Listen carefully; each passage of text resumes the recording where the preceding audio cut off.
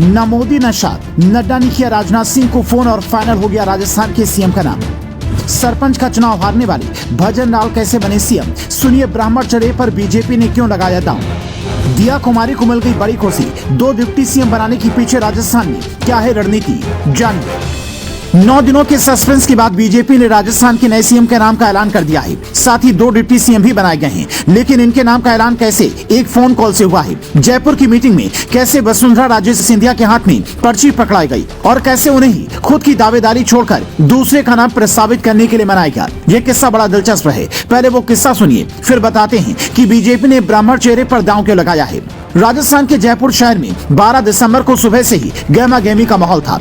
हर किसी की नजर पार्टी दफ्तर की ओर टिकी हुई थी, जहां बंद कमरे में दिल्ली से पहुंचे पर्यवेक्षक राजनाथ सिंह और विनोद तावड़े, सरोज पांडे और प्रहलाद जोशी विधायकों के साथ में मीटिंग कर रहे थे। मीटिंग के दौरान ही राजनाथ सिंह का फोन बजा। बाहर निकलकर करीब 120 सेकंड तक बातचीत की। सूत्र बताते हैं कि ये फोन कॉल जेपी नड्डा का था। उसके बाद वसुंधरा राजे सिंधिया के हाथ में एक पर्ची दी गई, जिसमें राजस्थान की सीएम का नाम लिखा था। वसुंधरा राजे ने पहले विधायकों के सामने इस नाम का प्रस्ताव रखा।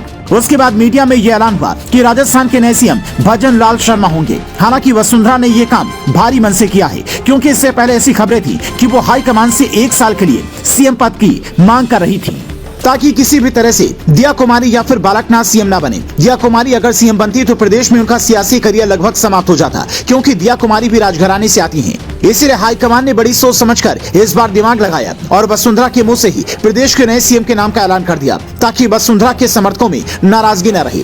हालांकि भजन लाल शर्मा भी वसुंधरा राजे सिंधिया के करीबी बताए जाते हैं। इसके अलावा प्रदेश में 2 डिप्टी सीएम भी बनाए गए हैं, जिसमें पहला नाम जयपुर राजघराने से आने वाली दिया कुमारी का है, तो वहीं दूसरा नाम दलित समुदाय से आने वाली प्रेमचंद्र बैरवा का है। सियासी दिग्गज बताते हैं कि बीजेपी ने राजस्थान में ये चाल बड़ी सोच समझकर चली है। चुनाव से ठीक 6 महीने पहले यानी कि मार्च 2023 में जयपुर में ब्राह्मण महापंचायत हुई और ब्राह्मण सीएम की मांग उठी। उस महापंचायत में मोदी सरकार के मंत्री अश्विनी वैष्णव और राजस्थान बीजेपी के कई बड़े नेता शामिल हुए थे। राजस्थान में करीब 8 से 9% ब्राह्मण वोटर्स हैं, जो 50 सीटों पर असर डालती हैं। बीजेपी प्रदेश अध्यक्ष ब्राह्मण हैं। राजस्थान के पहले सीएम हरिदेव जोशी कांग्रेस के कद्दावर नेता थे। ऐसे में कांग्रेस के वोट बैंक में ये बड़ी सेंध है। बीजेपी भी इस बात को जानती है कि देश भर में ब्राह्मण वोटर्स की संख्या ज्यादा नहीं है, पर चूंकि ब्राह्मण वोटर्स को साधने से पूरा सामान्य वर्ग सज जाता है, इसीलिए ऐसी प्लानिंग की गई है। क्योंकि राम मंदिर का मुद्दा 2024 चुनाव में जोर शोर से छाया रहेगा। ऐसे में ब्राह्मण वोटर्स जो बीजेपी से किसी कारण से बीच में नाराज हुए थे, उन्हें लुभाने के लिए ये एक शानदार कोशिश है। लेकिन इसी के साथ खास बात यह भी है कि राजस्थान चूंकि रजवाड़ों का गढ़ रहा है और दलित वोटर्स की संख्या भी अच्छी खासी है, इसीलिए बीजेपी ने 2 डिप्टी सीएम बिठाकर ये साफ कर दिया कि सोशल इंजीनियरिंग में हमारा कोई तोड़ नहीं है। जहां तक कि राजस्थान के नए सीएम का सवाल है, तो उनके बारे में कहा जाता है कि वो संघ और बीजेपी दोनों की पसंद है।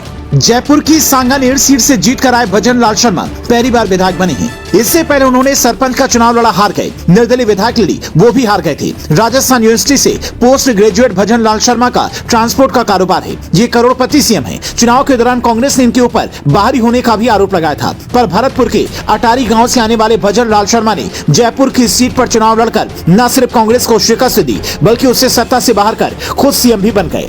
इनके सीएम बनते ही 2024 चुनाव में बीजेपी पर ब्राह्मणों का आशीर्वाद पक्का हो गया है, जबकि छत्तीसगढ़ में आदिवासी वोट और मध्य प्रदेश में ओबीसी वोट बैंक पर पार्टी ने पहले से ही पकड़ मजबूत कर ली है। यानी इन 3 राज्यों में 2024 चुनाव के लिए बीजेपी ने बड़ा इंतजाम कर लिया है। अब जब 3 राज्यों की सीएम साफ हो चुके हैं, तो आप इन 3 राज्यों की कुल 65 लोकसभा सीटों में से बीजेपी को कितनी सीटें मिलती देख रहे हैं, कॉमेंट कर बताएं।